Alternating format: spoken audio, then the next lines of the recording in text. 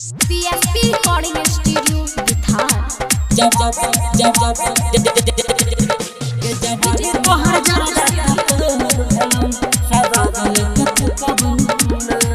हे उठा पे लिपस्टिक छका था कलर के चुना जैसन गोरा भेले गलिया निखर के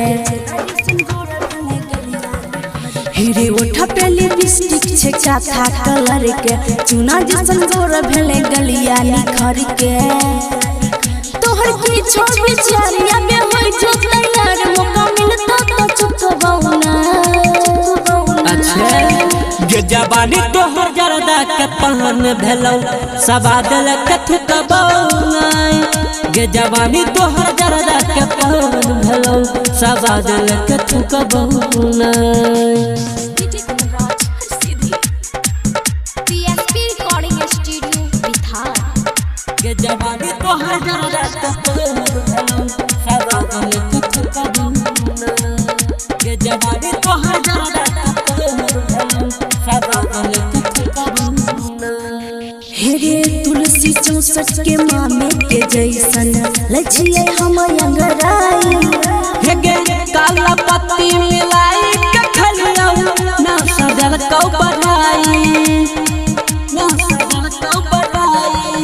हेरे तुलसी 64 के मामे के जैसन लछिए हम अंगराई हेगे काला पत्ती मिलाई के खलियौ ना सजल कौ बढ़ाई।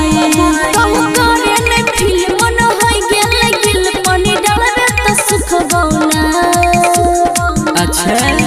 गे जवानी तोहर जरदा के पहन भेलौ सबादल कथु कबौनाई गे जवानी तोहर जरदा के पहन भेलौ सबादल कथु कबौनाई।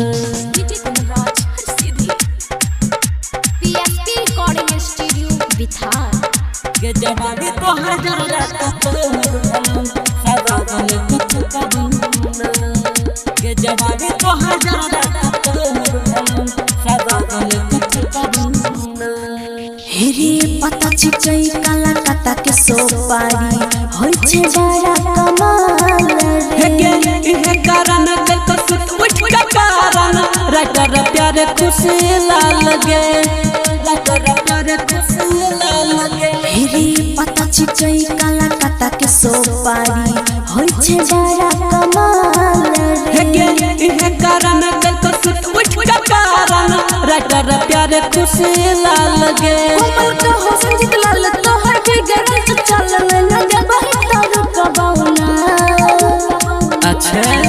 गे जवानी तोहर जरदा के पहन भेलौ सबादल कथु कबौनाई गे जवानी तोहर जरदा के पहन भेलौ सबादल कथु कबौनाई सबादल कथु कबौनाई। PSP recording studio बिथार।